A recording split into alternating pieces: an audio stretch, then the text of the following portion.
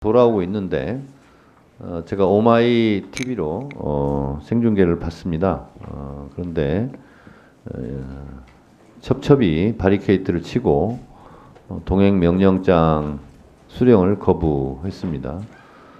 국회법에 보면 동행 명령장을 전달하려고 하는 것을 막는 행위도 국회법에서는 처벌하게 되어 있습니다. 그래서 이런 부분은 법적인 조치를 취할 수밖에 없다는 말씀을 드리고 좀 더 자세한 것은 돌아오시는 대로 잠시 보고를 받도록 하겠습니다. 서영교 의원님, 준비됐습니까? 네, 질의하시기 바랍니다.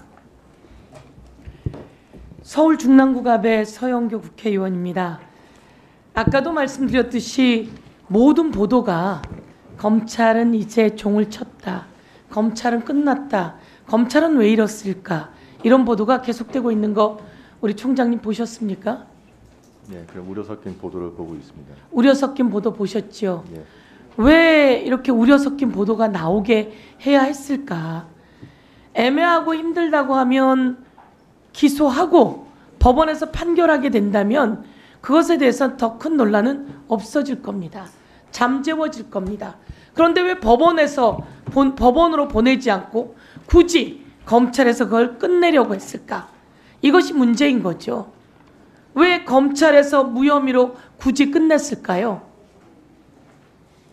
그러면 제가 한번 물어보겠습니다. 왜 김건희 여사의 도이치모터스 주가 조작, 자본시장 교란죄는 왜 무혐의라고 합니까?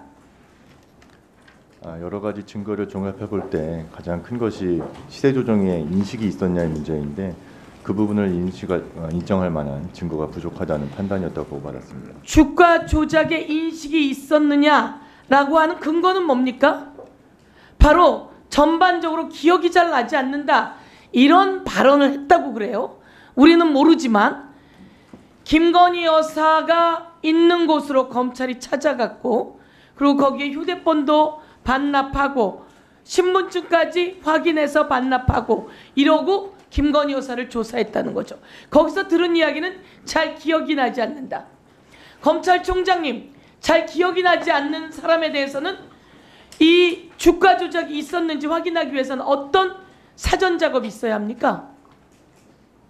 제가 구체적인 사건 그거를 말씀하지 않으신 상황에서 제가 무슨 가정적으로 좀 말씀드리기가 어렵습니다. 자, 증거를 부인해요. 그러면 이 증거 부인이 맞는지 안 맞는지를 위해서는 자료를 조사해야 합니다. 우선 여러분이 가장 잘하는 휴대폰 압수수색해야 합니다. 그리고 자택 압수수색해야 합니다. 사무실도 압수수색해야 합니다. 그리고 그 사람이 갖고 있던 PC도 압수수색해야 합니다. 자가용도 압수수색해야 합니다. 야간이든 주간이든 가리지 않고 압수수색해야 합니다. 이게 바로 검찰이 잘하는 압수수색 아닙니까? 그런데 이거 했습니까, 안 했습니까? 김건희 여사는 기억이 나지 않는다고 하는데 기억이 나지 않는 게 맞는지 확인해 주려면 그런 압수수색을 해야 되는 거잖아요. 차장 검사님, 핸드폰, 집, 사무실, 그리고 PC, 자가용 등등 압수수색하는 건 맞지 않습니까? 그거는 사건에 따라 좀 다릅니다. 사건에 따라서 이와 같이 큰 사건은 압수수색해야 되는 거 아닙니까? 그런데 이런 압수수색 한 번을 못해요. 제대로 압수수색을 못해요. 이러니까 검찰이 조종을 울린 날이다, 이렇게 이야기하는 거예요. 검찰은 이제 끝났다, 이런 이야기를 하는 거예요. 왜 이렇게 무리한 일을 해서 이 훌륭한 검사들의 욕을 먹이는 거죠? 그리고서는 사건에 따라서 다르다, 이런 말을 어떻게 당당히 할 수가 있죠? 그리고 나서 브리핑을 하면서 아까 이성윤 의원님도 얘기했지만 PPT를 100장을 틀었답니다. 이렇게 100장 틀어서 무혐의 처분한다고 하는 사례 검찰총장님 있었습니까? 여지껏 무혐의를 브리핑하면서 PPT를 100장이나 틀은 사례 있었습니까? 아마 수사팀에서 여러 가지 국민들의 관심이 집중된 사건이니만큼 충분히 설명드리려고 그렇게 했던 것으로 생각합니다. 검사입니까? 변호사입니까? 변호사는 그럴 수 있다고 쳐요. 검사가 PPT를 트는 예는 뭡니까? 이 사람 유죄가 이렇게 된다라고 여러분이 입증하기 위해서 PPT를 들지 않습니까? 그런데 변호사도 아니고 검사인 사람들이 무혐의라는 이유를 말하기 위해서 PPT를 100장을 들었다? 이게 검사 치욕의 날입니다. 전 이런 일을 본 적이 없습니다. 아마 우리 검찰총장님도 이런 일이 기억에 나지 않을 겁니다. 1. 압수수색 한번 제대로 하지 않은 검찰, 휴대폰 하나 제대로 압수수색하지 않은 검찰, 이종호라고 하는 주포와 김건희 여사가 2020년에 39차례 통화를 합니다. 2020년에 말이죠. 이 보도가 나왔는데도 그 다음에 김건희 여사 휴대폰을 털지 않는, 포렌식하지 않는 검찰. 이종호 핸드폰이라도 포렌식 했어야죠. 자, 묻겠습니다. 이종호와 김건희 여사가 2020년에 통화했던 것 보도 보셨습니까? 예, 무슨 그 뭐 문자나 연락이 있었던 보도는 봤습니다. 2021년에 문자와 연락이 있었고 2020년에는 39번에 36차례인가 통화가 있었습니다. 이 정도 봤으면 김건희 여사 무서워서 핸드폰 포렌식 못하겠다면 이종호 핸드폰이라도 포렌식해야 되는 거 아닙니까?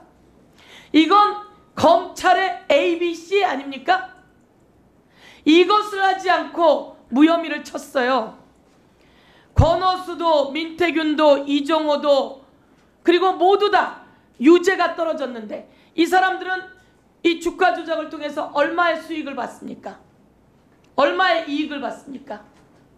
오히려 이 사람들은 주가 조작하면서 이익도 못 봤어요.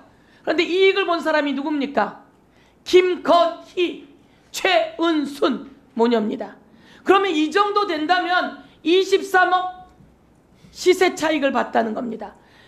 권오수도 자기 주식이라 털고 나가질 못했어요.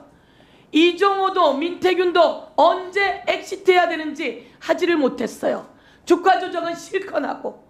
그런데 여기서 주가 조작에 같이 가담하고 7초 만에 8만 주를 매도했던 김건희, 최은순만 23억의 이익을 봤어요. 이 정도 되면 뭡니까? 김건희, 최은순이 우두머리 아닙니까? 이 시세 조작, 주가 조작의 가장 중심에 누가 있는 겁니까? 김건희 그리고 최은순 두 사람이 있는 겁니다. 그런데 여러분은 두 사람을 빠져나가게 해주셨어요. 이 정도 되니까 검찰이 사망선고 받은 날이다. 이런 이야기를 하는 겁니다.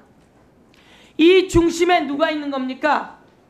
심우정 검찰총장이 있는 겁니다. 그리고 이원석 검찰총장이던 시절 용산과 이창수 지검장이 둘이 다이렉트로 소통했다는 겁니다. 용산이 대통령실이 김건희 여사의 변호사 역할을 하면 됩니까 안 됩니까? 김건희의 변호사면 몰라도 용산이 김건희 여사의 변호사 역할을 하면 됩니까 안 됩니까? 법무부 장관이 그렇게 얘기했어요. 용산과 이창수 지검장이 소통하고 있으니 이원석은 빠져라. 이런 보도 본 적 있습니까? 그 부분에 대해서는 뭐 제가 구체적으로 확인하지는 않지만 그 이창수 지검장도 그런 사실 전혀 없다고 하고 아마 그 내용 자체가 용산과 중앙검사장이 직접 소통하고 있다. 그런 통화는 아니었던 것으로 저도 알고는 있습니다. 이상입니다. 네, 역사가 10만 수고하셨습니다. 다음은 주진 의원님 질의하세요.